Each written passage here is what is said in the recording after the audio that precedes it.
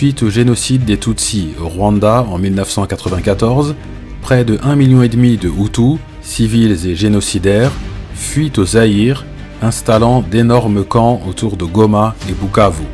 Mobutu accueille allègrement ces réfugiés. Certains sont armés et mènent des raids au Rwanda, exacerbant les tensions à l'est et ciblant indirectement les Banyamulenge. En octobre 1996, les Banyamulenge se rebellent, formant l'aile Tutsi de la coalition AFDL de Laurent-Désiré Kabila, soutenue militairement par le Rwanda et l'Ouganda.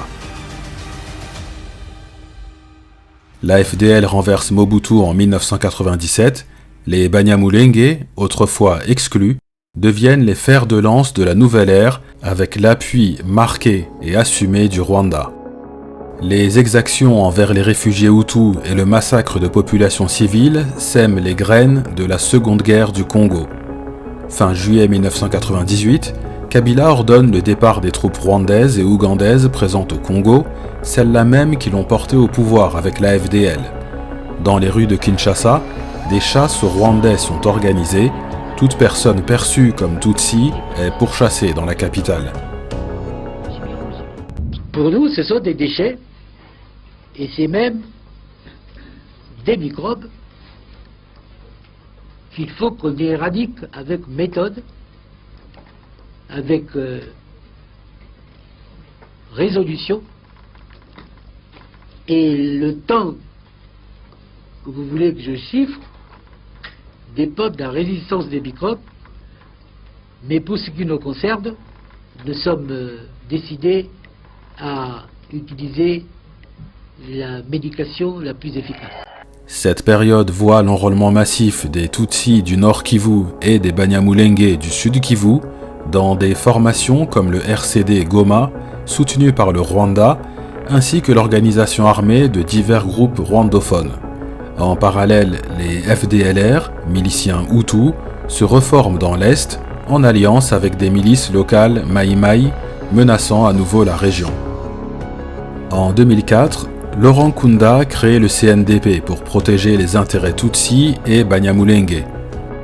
En 2009, le CNDP signe la paix avec Kinshasa, mais il se reforme en 2012 sous le nom de M23, avec les mêmes revendications en faveur des communautés Tutsis. Vaincu en 2013, il reprend les armes à la fin de l'année 2021 et occupe aujourd'hui un territoire 2 fois plus vaste que ce qu'il occupait en 2012.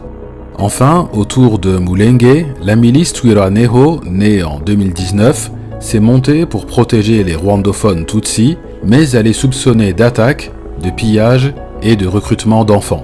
Dans le cadre de l'avancée du M23 dans la province du Sud Kivu, la milice Twirwaneho a annoncé son ralliement au groupe armé.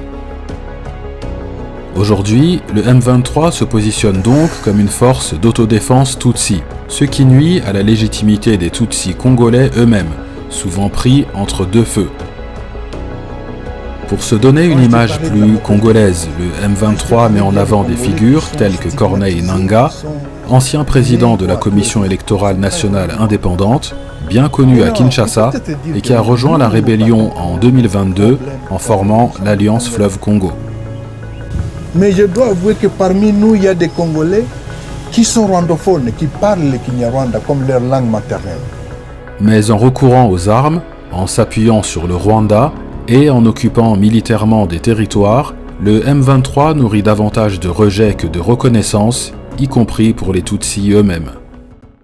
Nous ne voulons pas être traités comme une communauté belliqueuse. Les gens nous font porter les mouvements rebelles du M23. L'histoire des rwandophones en RDC est une histoire à la fois ancienne et douloureuse. Ces communautés, présentes depuis des générations sur le sol congolais, ont constamment été prises dans un jeu d'instrumentalisation politique et militaire. Depuis 1996, le Rwanda a souvent utilisé leur présence pour justifier ses interventions dans l'est du Congo en s'appuyant sur des groupes armés identitaires comme le CNDP ou le M23. En parallèle, le ressentiment d'une partie des Congolais, nourri depuis des décennies et renforcé par l'émergence de rébellions pro-rwandaises au cœur de la Deuxième Guerre du Congo, a creusé un fossé de méfiance. Ainsi, les rwandophones congolais se retrouvent piégés entre deux dynamiques contradictoires. Leur aspiration légitime à appartenir pleinement à la nation congolaise et le poids de leur identité ethnique sans cesse ramené au cœur des tensions régionales. Cette double appartenance, à la fois revendiquée et contestée, est souvent occultée lorsqu'on parle des conflits de l'Est. Pourtant, comprendre ce paradoxe, celui de populations enracinées au Congo mais associées à une identité voisine, est essentiel pour espérer une paix durable et une véritable réconciliation dans les Grands Lacs.